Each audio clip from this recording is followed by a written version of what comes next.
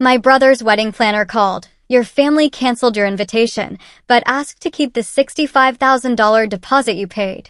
I said, cancel the entire wedding. She gasped, but sir, you're not the bride. No, I cut her off, but I own the venue, the catering company, and the hotel chain they booked for guests. Within hours, the wedding of the year became the scandal of the year, with my family left scrambling, humiliated, and broke. I thought my bond with my brother, James, was unbreakable, forged in the fires of a tough childhood, a promise that we'd always have each other's backs.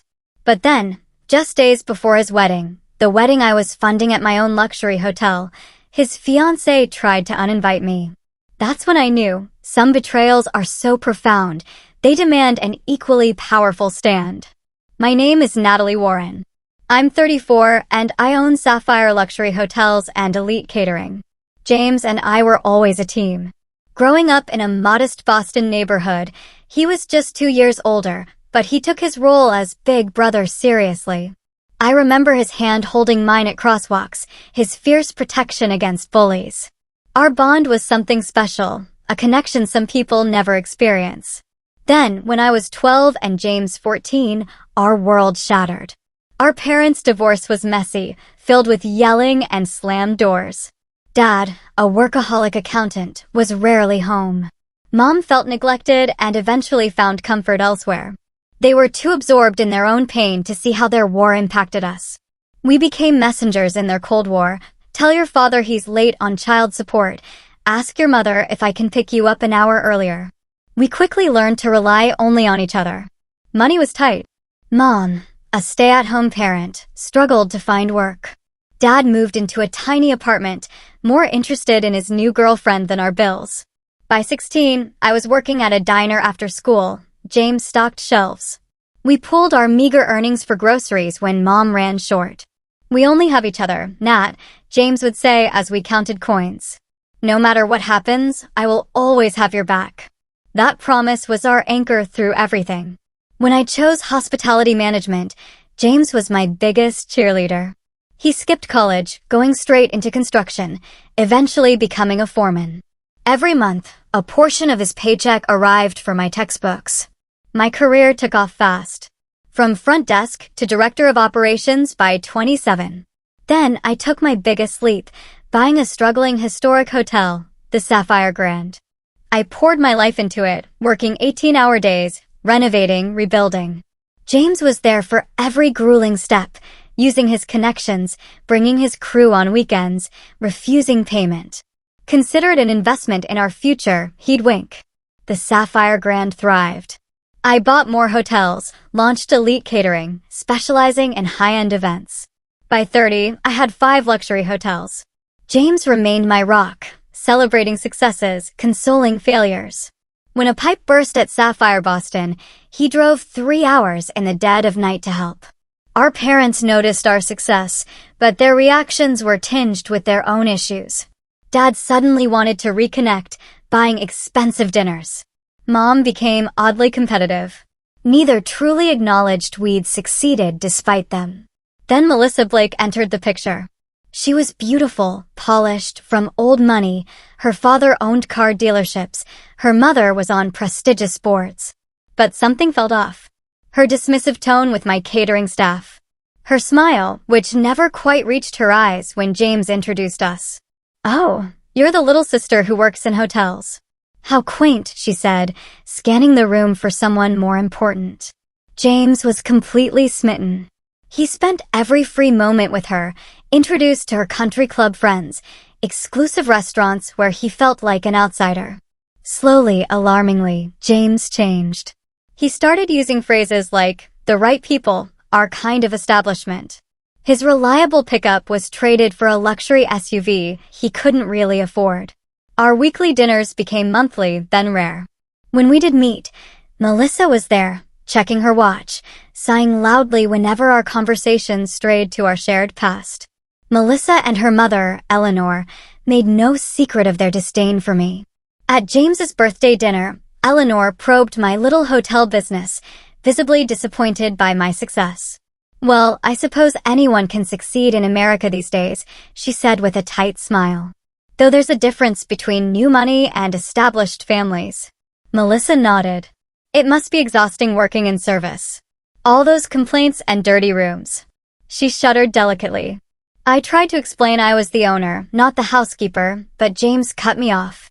Natalie has always been a hard worker, he said, almost apologetically.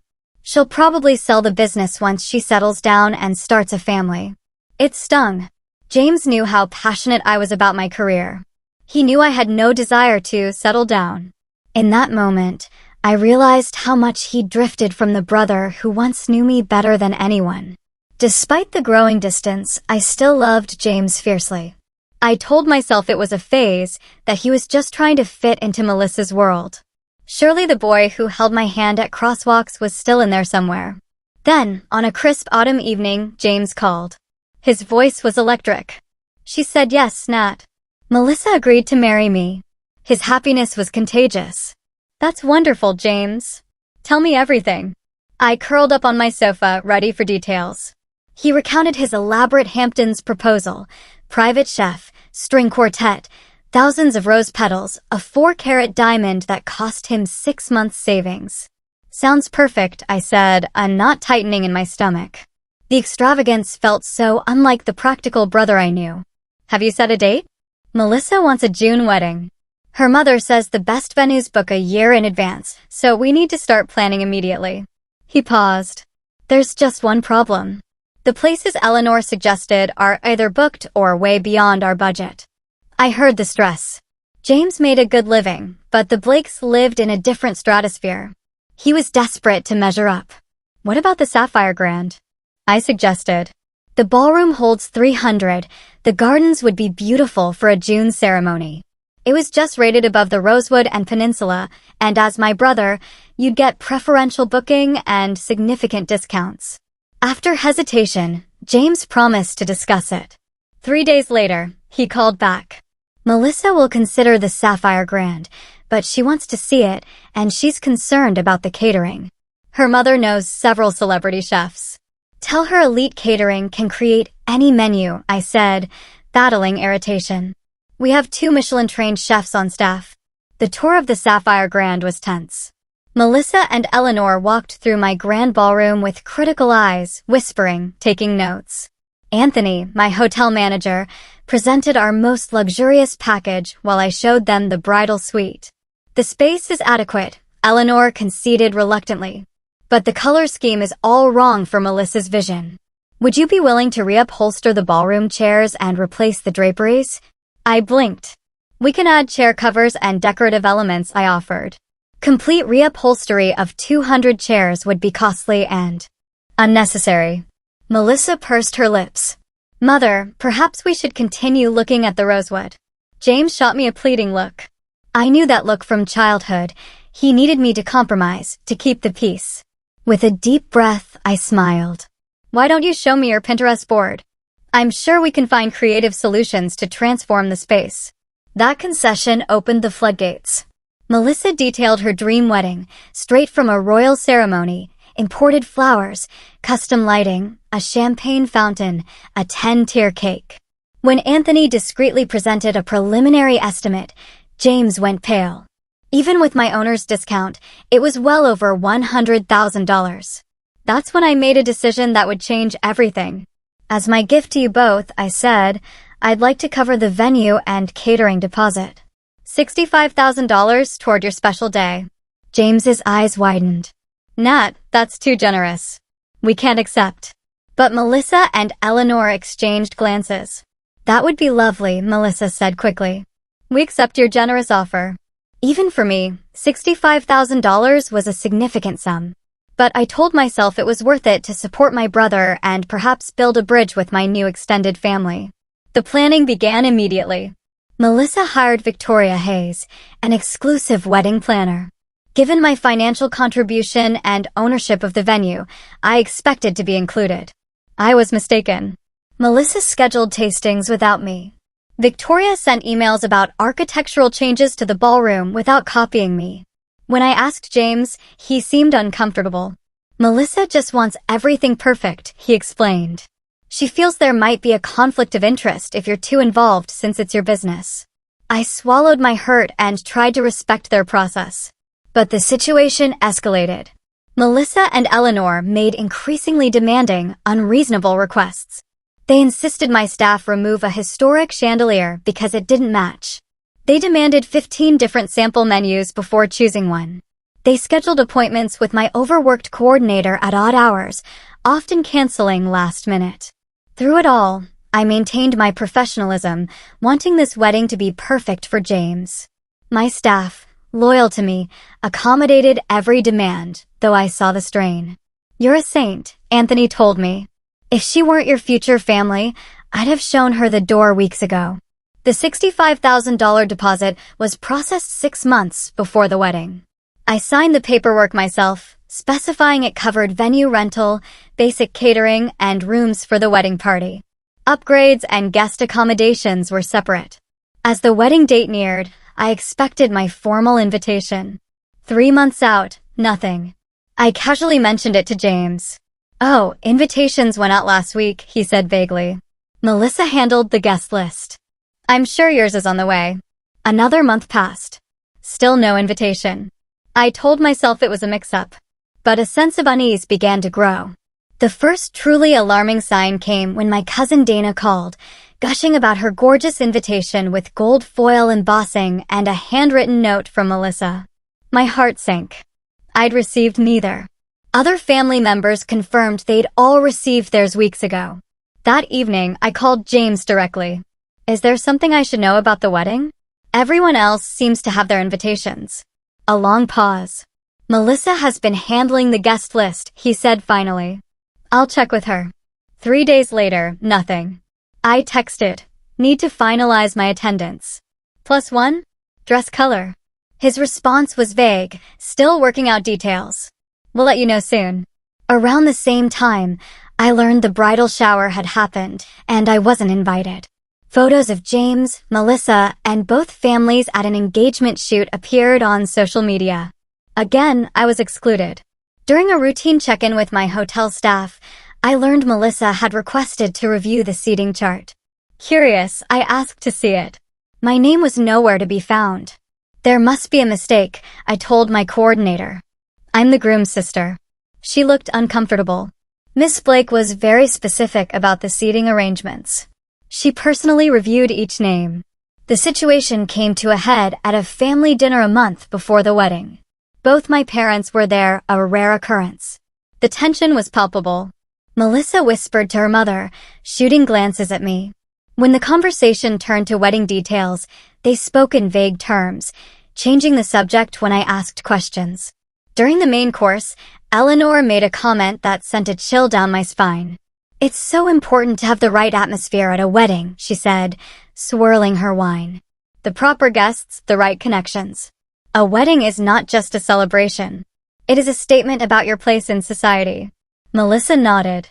"Some people simply don't understand the social implications of a high-profile event," she added, looking directly at me. "Running hotels is one thing, but appreciating true elegance is quite another." My father, usually oblivious, laughed uncomfortably. "Natalie understands elegance just fine. Her hotels are top-rated in luxury." Eleanor's smile didn't reach her eyes. "Yes, but there's a difference between serving the elite and being one of them. Is there not?" The implication was clear. In their eyes, I was the help, not a social equal. I looked at James, expecting him to defend me. He studied his plate intently, avoiding eye contact. My mother, sensing my distress, tried to change the subject. "Natalie has been so generous with her contribution. The venue looks absolutely stunning." Melissa's response was swift and cutting. "Yes, the financial arrangement has been helpful, though we've had to make substantial upgrades to bring the space up to standard." I felt as if I'd been slapped. My flagship hotel, the jewel of my business empire, was being called substandard by a woman who'd never worked a day in her life. "The Sapphire Grand is a 5-star establishment," I said evenly. "We host diplomats, celebrities, and yes, society weddings on a regular basis." "Of course you do, dear," Eleanor patted my hand condescendingly. "And we appreciate your establishment's effort to accommodate our vision." After dinner, I tried to speak with James privately, but Melissa intercepted us. "James, darling, we need to discuss the rehearsal dinner with Daddy," she said, pulling him away. The look she gave me was triumphant, almost smug. Later that week, a disturbing message arrived from a friend at Melissa's country club. She'd overheard Melissa laughing with her bridesmaids about the hotel girl who thought she was invited to the wedding. "She actually thinks she'll be sitting at the family table," Melissa had reportedly said. "As if we would want someone like her front and center in the photos. But we need to keep her happy until the big day since she controls the venue." Another bridesmaid asked, "What about the money she contributed?" $65,000 is a lot to take without including her. Melissa's response chilled me. That money is already spent. What is she going to do? Ask for it back? Besides, James says she's loaded. She'll get over it. I confronted James that evening, demanding answers. "Am I invited to your wedding or not? Because from what I'm hearing, Melissa has other ideas." James sighed heavily. "Nat, it's complicated. Melissa and her mother have very specific ideas about the guest list. They're concerned about maintaining a certain atmosphere. An atmosphere that doesn't include your only sister? The sister who gave you $65,000 toward this wedding." My voice cracked with emotion. "You don't understand the pressure I'm under," James said defensively. "Melissa's family moves in important circles. This wedding could open doors for both of us." "Since when do you care about important circles?" I demanded. "What happened to the brother who used to say we only needed each other?" "People grow up, Natalie. They change. Maybe you should try it sometime instead of holding on to the past." His words were like daggers to my heart. "Is that Melissa talking or you?" I asked quietly. "This conversation isn't productive," he said, his voice cold. "I need to go. Melissa and I have an appointment with the florist." As I hung up, I felt a deep sense of loss. The brother I'd known and loved my entire life was slipping away, replaced by someone I barely recognized. Still, I clung to hope that this was temporary madness. I sent James a heartfelt email, reminding him of our past, expressing my hurt, and assuring him I'd still ensure the wedding was perfect, because that's what family did. His response was brief and formal. "Thank you for your understanding. I will speak with Melissa about the guest list situation." Days passed. No further communication. The wedding was 1 week away, and I had begun to accept that I might not be attending my own brother's ceremony. Then came the phone call that changed everything. It was a Tuesday afternoon. My phone rang, unfamiliar number. I was in a budget meeting, but answered in case it was wedding-related. "Hello, is this Natalie Warren?" a professional female voice inquired. "Yes, speaking." "This is Victoria Hayes, the wedding planner for the Warren Blake ceremony at the Sapphire Grand next Saturday. I'm calling regarding your deposit payment of $65,000. My heart skipped a beat. "Yes, is there an issue?" "Not exactly," Victoria hesitated. "I have been instructed by the family to inform you that your invitation to the wedding has been canceled. However, they would like to retain the deposit you provided." The world seemed to stop. I gripped the hallway wall. "Excuse me." Victoria cleared her throat uncomfortably. "The family has decided to revise the guest list. Your attendance is no longer required. However, they wish to keep the venue and catering arrangements as planned, utilizing the deposit you already paid." "Which family?" I asked, my voice barely a whisper. "Who exactly made this decision?" "Miss Blake and her mother provided the instruction," Victoria replied. "I was told that Mr. Warren is aware and has agreed to the arrangement. James had agreed to uninvite me from his wedding, but keep my $65,000. My own brother. The same brother who once gave me half his sandwich at school because he knew I was too shy to ask for more. The brother who held my hand at our grandmother's funeral and promised we'd always have each other. May I ask why?" I managed, fighting to keep my voice steady. Victoria paused again, clearly uncomfortable. "I was informed that your presence might distract from the event's intended atmosphere. Miss Blake felt that the family dynamics might create tension on her special day." "Family dynamics?" I repeated incredulously. "I am his sister, his only sibling. Miss Blake also mentioned something about your professional connection to the venue, potentially confusing guests about your role." Victoria sounded like she was reading from a script. She specifically mentioned concerns about you being perceived as staff rather than family, given your ownership of the establishment. The sheer cruelty of that statement knocked the wind out of me.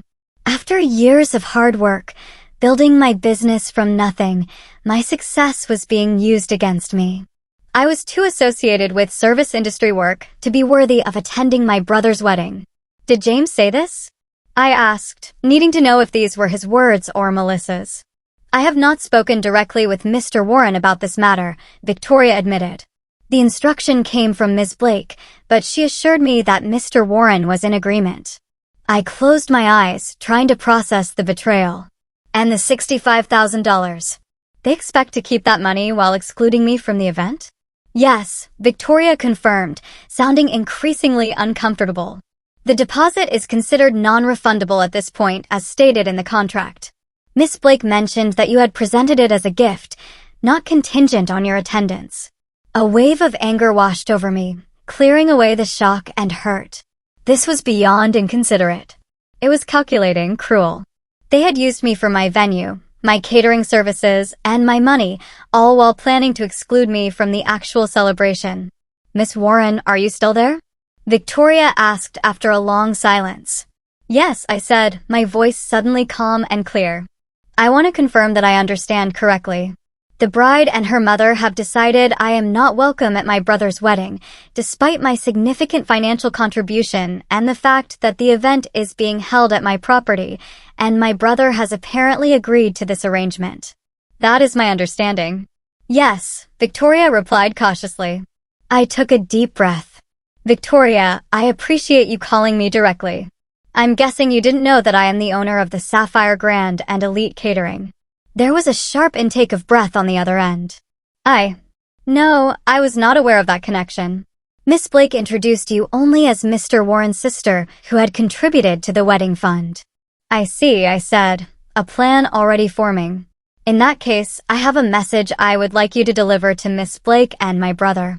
Of course, Victoria replied, her professional demeanor slipping as she realized the precarious position she was in. Please tell them that I said to cancel the entire wedding. Victoria gasped. But Miss Warren, you cannot. You are not the bride or groom. You do not have the authority to cancel the event. No, I agreed. But I own the venue, the catering company, and the hotel chain they booked for out-of-town guests. And according to Section 12 of the contract they signed, I reserve the right to cancel any event that violates our company's core values, which include respect and integrity. The silence was deafening. But the deposits, the guests, everything is arranged. Victoria stammered. Yes, it is unfortunate timing, I said coolly. Please inform Miss Blake and my brother that unless I receive a formal apology and invitation to the wedding by 5 p.m. today, the Sapphire Grand will no longer be available for their event. All deposits will be forfeited as per the cancellation policy they agreed to. This is highly irregular. Victoria protested. I have never encountered such a situation in my career. Neither have I admitted. But then, I have never been uninvited from my brother's wedding while being expected to fund it either. Please deliver my message promptly.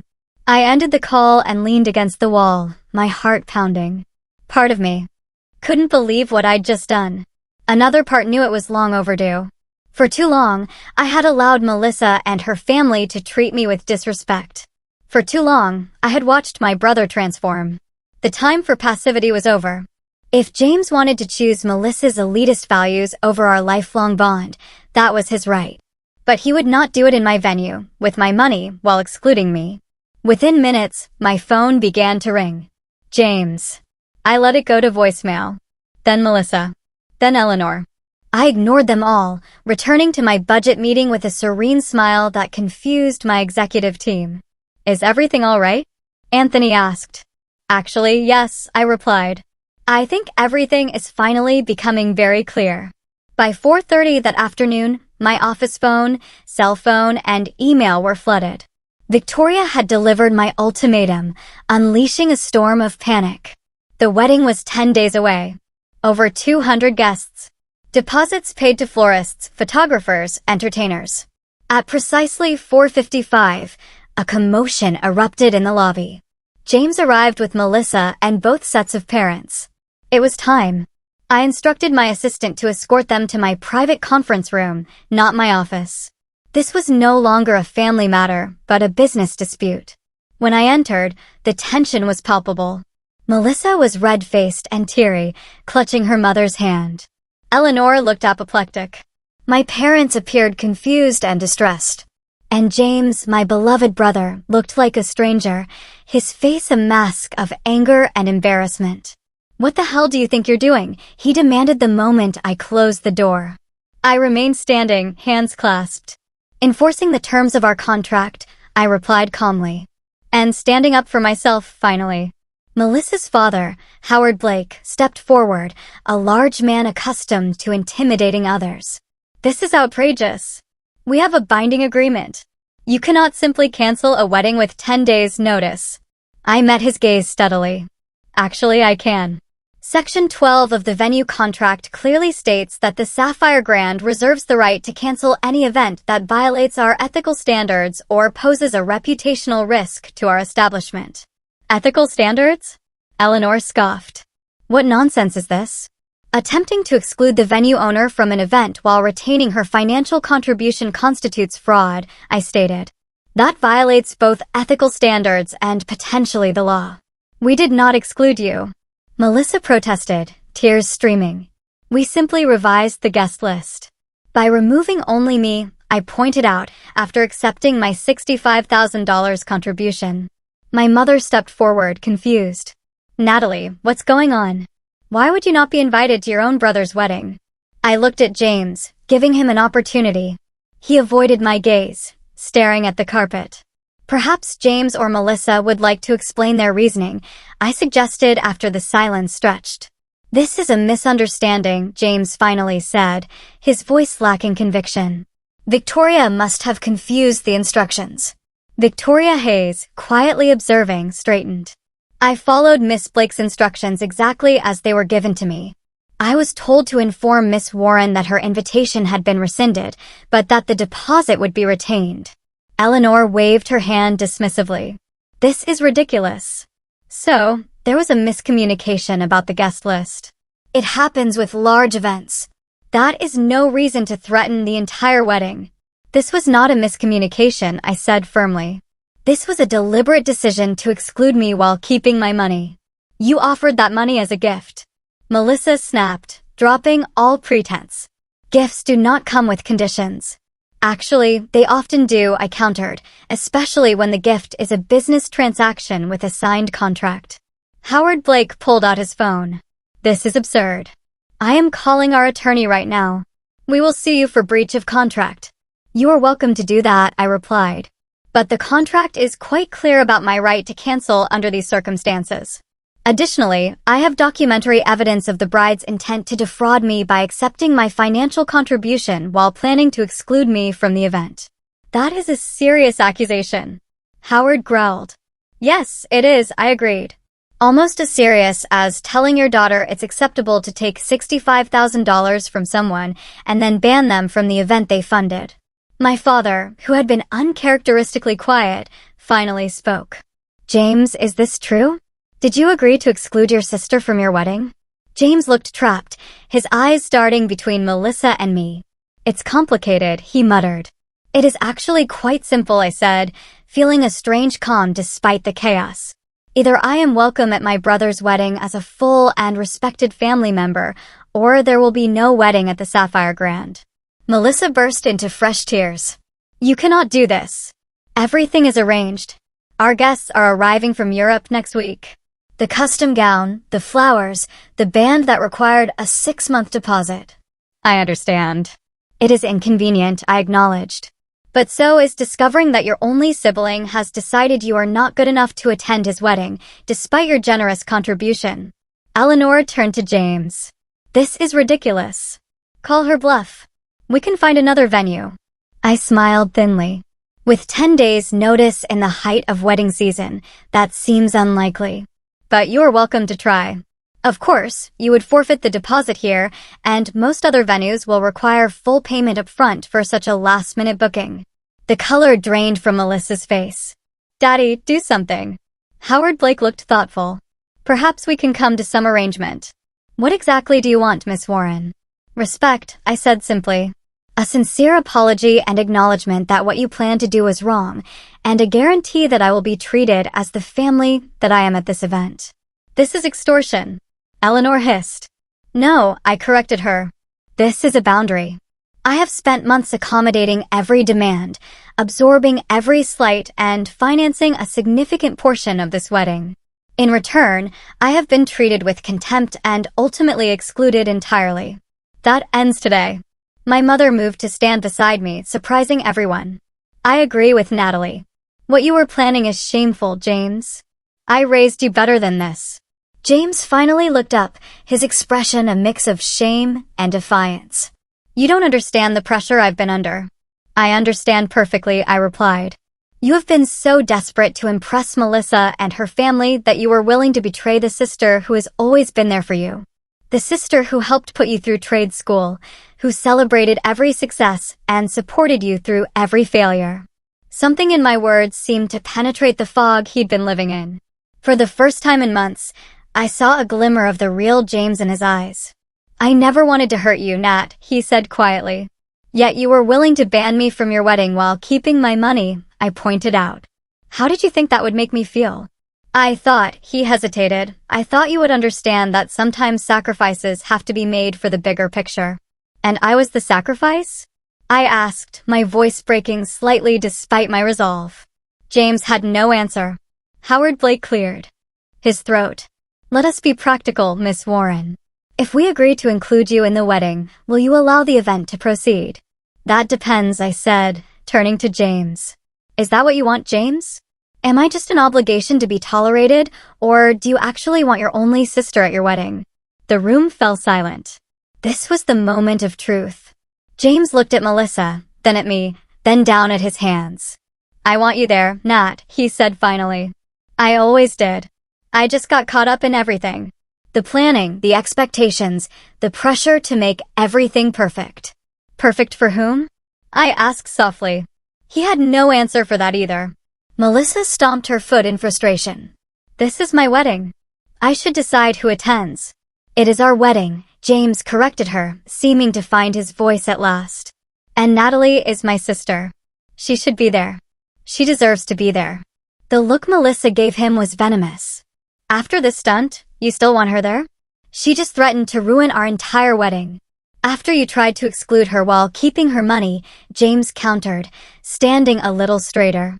Think about that, Melissa. How would you feel if someone did that to you? For perhaps the first time, Melissa seemed genuinely speechless. Here is what is going to happen, I said, addressing the entire room. I will allow the wedding to proceed as planned with the following conditions. First, I will receive a formal written apology from the bride and groom for the attempt to exclude me. Second, I will be treated with the respect due to a family member and business owner throughout all wedding events. Third, my $65,000 contribution will be acknowledged in the wedding program as a gift from a loving sister, not simply as a venue discount. Howard Blake nodded. Those terms seem reasonable. Father, Melissa protested. Enough, Melissa, he said firmly. Miss Warren has us over a barrel, and you know it. More importantly, she is right. What you and your mother planned was inappropriate and potentially illegal. We are fortunate she is willing to work with us at all. Eleanor looked as if she'd swallowed something sour, but remained silent. My parents exchanged glances, clearly processing the drama. Do we have an agreement? I asked, looking directly at James. After a moment's hesitation, he nodded. Yes. And Nat, I am sorry. I should have never let things get this far.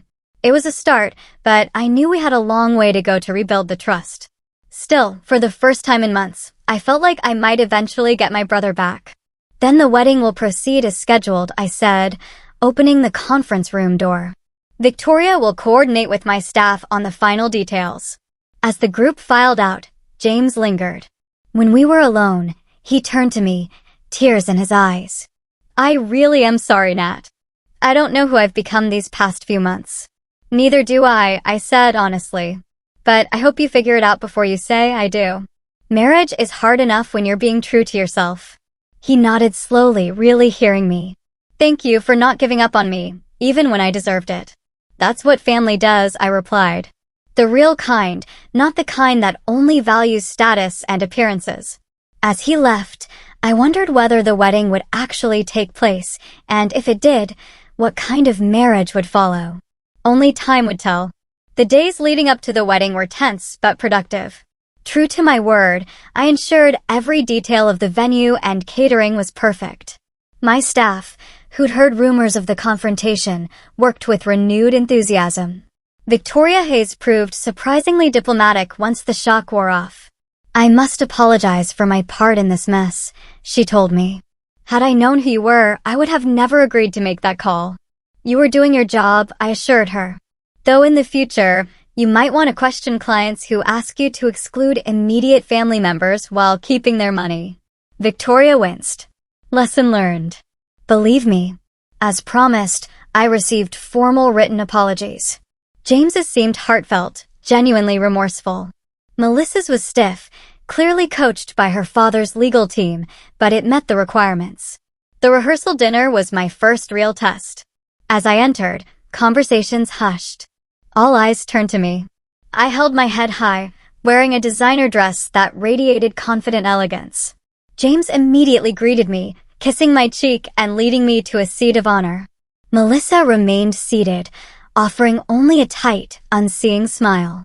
Eleanor avoided me entirely. Howard, surprisingly, approached. Miss Warren, he said, extending his hand. I want to personally apologize for the unpleasantness earlier this week. In business, I've always valued directness and integrity. You displayed both, and I respect that. I accepted his handshake. Thank you, Mr. Blake. I appreciate your understanding. Howard, please, he insisted. We're about to be family, after all. Throughout the evening, James watched Melissa with an increasingly thoughtful expression.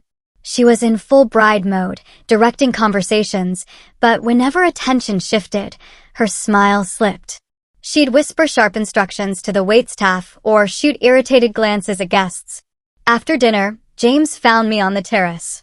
You look beautiful tonight, Nat, he said. Thank you. It's a lovely evening. He nodded, staring at the city lights. Do you remember when we used to sit on Mom's fire escape and plan our futures? You were going to build skyscrapers, and I was going to own a small bed and breakfast with a garden. I smiled at the memory. Life turned out differently, he mused. Better in some ways, I said. Though I still might get that garden someday. We stood in comfortable silence, the first in months. I keep thinking about what you said, James finally admitted, about being true to myself. I waited. I don't know if I am, he said softly. Everything happened so fast with Melissa. She was beautiful, sophisticated, connected. Dating her felt like being admitted to an exclusive club I never knew existed. And now? I prompted gently. He sighed heavily. Now I'm standing on a terrace with my sister, hiding from my own rehearsal dinner, wondering if I'm making the biggest mistake of my life. My heart ached for him, but this was his decision. Cold feet are normal before a wedding. This feels like more than cold feet, he confessed.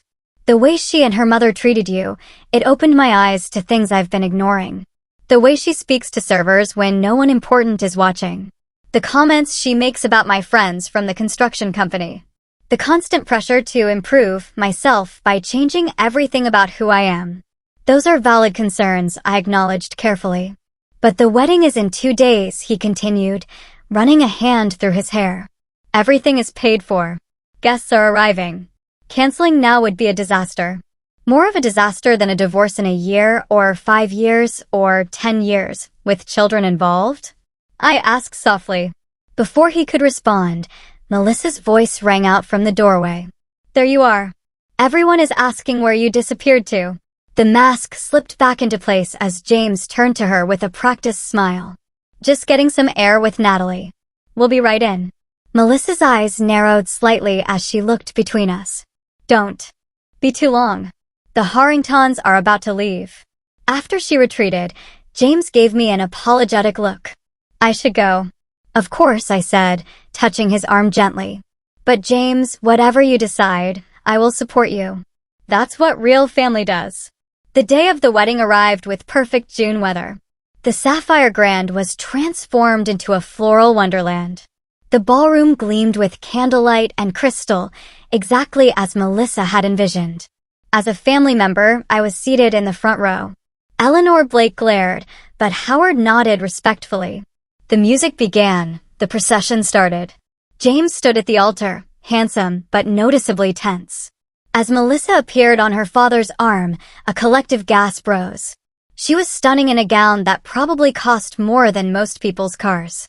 The ceremony proceeded until the minister reached the pivotal question: if anyone can show just cause why this couple cannot lawfully be joined together in matrimony, let them speak now or forever hold their peace. In the brief silence, James looked directly at me. Our eyes locked, and I saw something shift in his expression. A clarity, a decision, a return to himself. I have something to say, he announced, his voice steady. The crowd murmured. Melissa froze beside him, her bouquet trembling. James, the minister prompted uncertainly. I cannot do this, James said, loud enough for everyone to hear. Not like this. Not when I am not being true to myself or to the values my sister and I were raised with. Gasps rippled. Melissa's face contorted with rage and embarrassment. What are you doing? She hissed. James turned to face her directly. I am sorry, Melissa. You are beautiful and accomplished, and you will make someone very happy someday. But that someone is not me. I have been trying to become someone I am not to fit into your world. And in the process, I nearly lost the person who has always been there for me. He looked at me again, and I saw my brother, my real brother, in his eyes once more. This wedding is cancelled, he announced to the stunned crowd. I apologize for the inconvenience. And thank you all for coming. What followed was chaos. Melissa collapsed into her mother's arms, wailing. Eleanor shouted about lawsuits. Howard Blake, surprisingly, remained calm, managing his wife and daughter. My brother walked straight to me, took my hand, and led me out of the ballroom, away from the uproar. In the quiet of my office, he finally broke down. I can't believe I just did that, he said, half laughing, half crying. Did you see their faces? I did, I confirmed, handing him a glass of water. That was quite an exit. I'm going to pay for it financially and socially, he acknowledged. But the moment the minister asked that question, I knew I couldn't go through with it. All I could think about was how Melissa and her mother treated you, how they were willing to exclude you while taking your money. And I realized that if I married her, I would be endorsing that behavior. I would be becoming one of them. What will you do now? I asked. He shrugged, looking suddenly lighter. Go back to my apartment, return to work, start over. It will be embarrassing for a while, but at least I'll be living authentically. I squeezed his hand. I'm proud of you, James. That took real courage. I learned it from my little sister, he said with a warm smile. The hotel girl who built an empire while staying true to herself. In the following days, James faced the fallout. The Blakes demanded repayment, which he agreed to handle. Some of Melissa's society friends spread unkind rumors, but his true friends stood by him. As for me, I had my brother back, and that was worth more than any business deal or social connection. The Sapphire Grand suffered no lasting damage. In fact, Victoria Hayes later told me my handling of the situation had earned respect in professional circles. Everyone knows the Blakes can be difficult, she confided. The fact that you stood your ground while maintaining professionalism has only enhanced your standing. 1 month after the non-wedding, James and I resumed our tradition of Sunday brunches. As we shared pancakes and coffee, he looked more like himself than he had in years. I got a call from Eleanor Blake yesterday, he mentioned casually. She wanted to let me know that Melissa is dating a hedge fund manager now. Apparently, they met at a charity gala 2 weeks after our wedding was supposed to happen. That was fast, I remarked. James laughed. I'm not surprised. I think I was always more of an accessory than a partner to her. The successful contractor with the rugged good looks who could be molded into an acceptable society husband. And now I'm dating someone new, too, he admitted with a sheepish smile. Remember Sarah from the city planning office?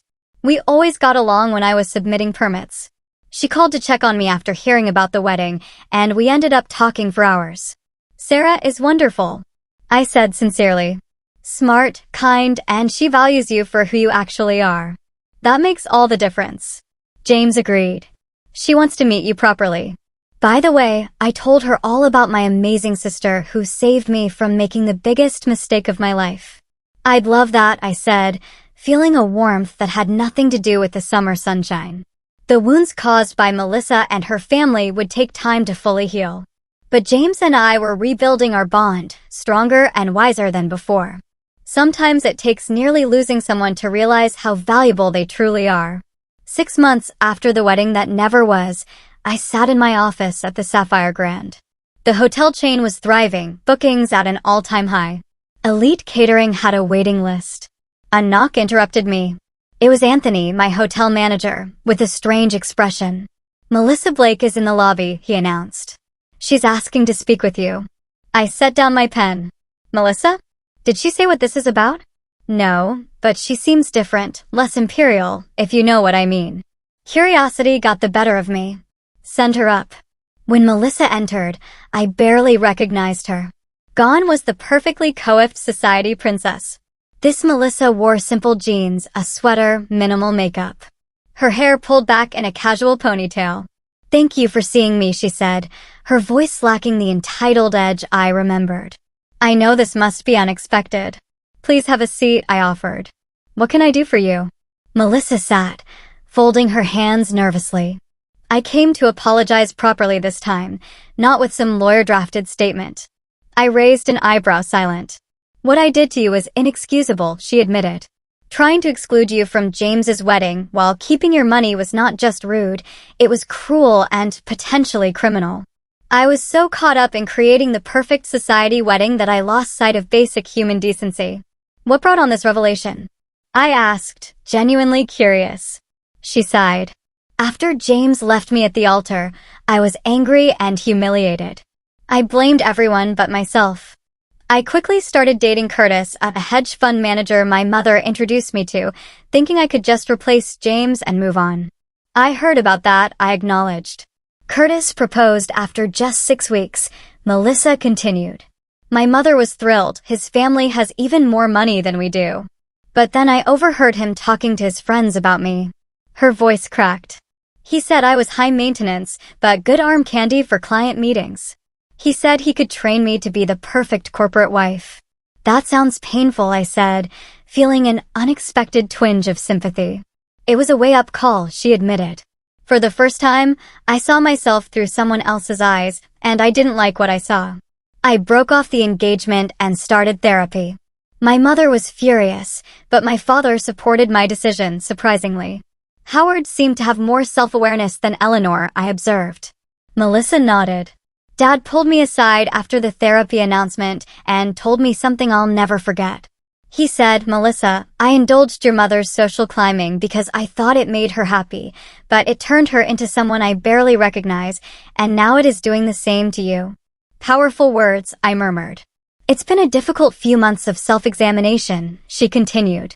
"I've had to confront some ugly truths about myself and how I treated people, especially you and James. The therapist helped me see that my behavior stemmed from deep insecurity. Despite all the privilege I grew up with, I never felt good enough on my own merits." I studied her closely, looking for signs of manipulation. To my surprise, I found none. "I don't expect forgiveness," Melissa said, meeting my gaze directly. "I just wanted you to know that I recognize the harm I caused, and I am working to become a better person." "I appreciate that," I said carefully. "Genuine apologies are rare." "There's one more thing," she added, reaching into her purse. "This is for you." She handed me an envelope. Inside was a cashier's check for $65,000. "Your deposit," she explained. "It should have been returned to you immediately after the wedding was canceled. It was wrong of me to try to keep it." I stared at the check. "Thank you. This is unexpected." "It's the right thing to do," she said, simply, standing to leave. That's all I wanted to say. "Thank you for seeing me." As she turned, I found myself asking, "Have you spoken to James?" She paused at the door. "No. I thought about reaching out, but I decided that would be selfish. He seems happy with Sarah, from what I've heard. He deserves that happiness without me complicating things." With that, she was gone, leaving me to ponder the strange encounter. People could change, it seemed, if they were willing to face their mistakes honestly. That evening, I met James and Sarah for dinner at my newest hotel property. They were glowing, clearly well-matched. Sarah was warm, intelligent, and treated the waitstaff with genuine kindness, something I noticed immediately. "You'll never guess who came to see me today," I told James over dessert. When I recounted Melissa's visit and apology, his eyes widened. "Melissa Blake admitted she was wrong and returned the money voluntarily? Are you sure it was really her and not an imposter?" I laughed. "It was her, though a very different version from the woman you almost married." James shook his head in wonder. "People can surprise you, I guess. Though I'm grateful every day that I didn't go through with the wedding." Sarah squeezed his hand affectionately. "So am I, selfishly." The whole experience taught me something important, I reflected. For years, I defined success by my business achievements. I worked endless hours building the Sapphire brand, sometimes at the expense of personal relationships. I took pride in being self-sufficient, never needing to ask for help. "You've always been the strong one," James agreed. "But strength isn't about handling everything alone," I continued. "Real strength is knowing when to stand up for yourself, when to set boundaries, and when to walk away from situations that diminish your worth.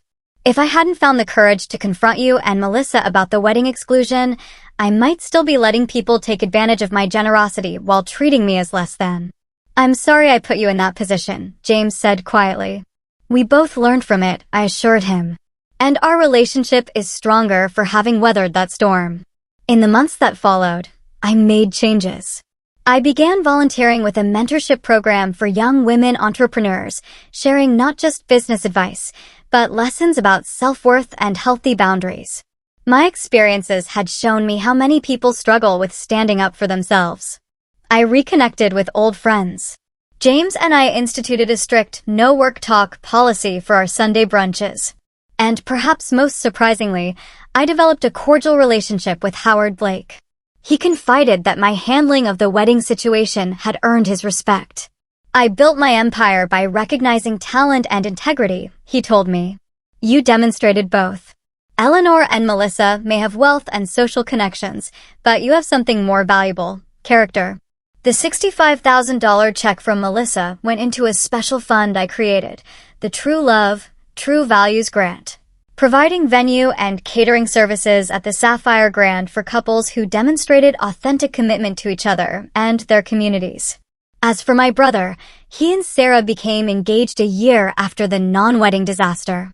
They planned a simple ceremony in my newest hotel's garden with only close friends and family. When James asked me to be his best woman, I accepted with tears of joy. On the morning of his wedding, as I helped him straighten his tie, James looked at me with gratitude. "You saved me from making the biggest mistake of my life," he said. "Not just by stopping the wedding with Melissa, but by reminding me of who I really am and what actually matters." "That's what family does," I replied, echoing my words from a year earlier. The real kind, not the kind that only values status and appearances. The lesson I learned through that painful experience was profound. True self-worth comes not from what you accomplish or who accepts you, but from honoring your own values and refusing to compromise them for approval or advantage. Sometimes the most loving thing you can do for yourself and others is to say no when someone tries to diminish your worth. The path to healing began with that difficult stand, continued through rebuilding authentic connections, and led to a life richer in meaning than I could have imagined. By refusing to accept disrespect, I had not only preserved my dignity, but helped others, including Melissa, confront important truths about themselves. Life offers many tests of character. The wedding that never happened became one of mine, revealing strengths I didn't know I possessed and values I would never again compromise. In standing up for myself, I discovered that self-respect is the foundation upon which all meaningful relationships must be built. You cannot control how others treat you, but you always have the power to decide what treatment you will accept. Sometimes, saying no is the first step towards saying yes to the life you truly deserve.